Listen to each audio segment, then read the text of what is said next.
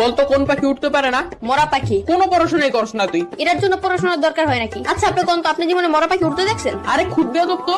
এই তোর নাম কি? কথা ঘুরান কে? মরা পাখি উঠতে পারে? এই তুই থাকুস কই? আমার বাসায় থাকি। বদমাইশ, তোর বাসা কই এটা জিজ্ঞেসি। না আপনি জিজ্ঞেসেন আমি কই থাকি। আজব তো, এবার কত তোর বাসা কই? আরে আমি যেখানে থাকি ওই জায়গায় আমার বাসা। তোর কিন্তু আমি মাইর দিমু। পড়া তো পারস না, আবার তেরামি করস। কেন কোন পড়া পারি নাই আমি? ওই দিন তোর একটা অঙ্ক জিজ্ঞাসিলাম, পারস নাই। কোন অঙ্ক পারি নাই? ধরেন এখন ধর তোর কাছে 20 টাকা আছে, তুই 10 টাকা তোর বন্ধুরে দিলি, তোর কাছে কয় টাকা থাকে? আপনি অঙ্ক বাদ দেন, আমি কে তুই বললো যে 10 টাকা দিয়া দিমু? এই যে কোথায় কোথায় বেয়াদবি করস। এত সহজ অঙ্ক ধরলাম তাও পারস না। কি পড়স তুই? শার্ট পরি, প্যান্ট পরি, গেঞ্জি পরি, জুতা পরি। ওই সার করতে হইব না, মাথায় জ্ঞান বুদ্ধি বলতে কিছু নাই তোর। আপনার চেয়ে বেশি আছে। আবার তেরামি করস। কেন আমি কি? আপনি আমার বুদ্ধি পরীক্ষা করে দেখেন। তাইলে ক, সমুদ্রের মাঝখানে একটা লেবু গাছ থাকলে তুই লেবু কেমনে আনবি? বাজার থেকে কিনে আনবো। আর আমি বুঝাইতে চাইতেছি যে ওই গাছ থেকে লেবু কেমনে আনবি। ডানা দিয়ে উইরা উইরা। তোর তো ডানাই নাই, ডানা কি তোর বাপে লাগাইবো? সমুদ্রের মাঝখানে লেবু গাছকে তোর বাপে লাগাইবো?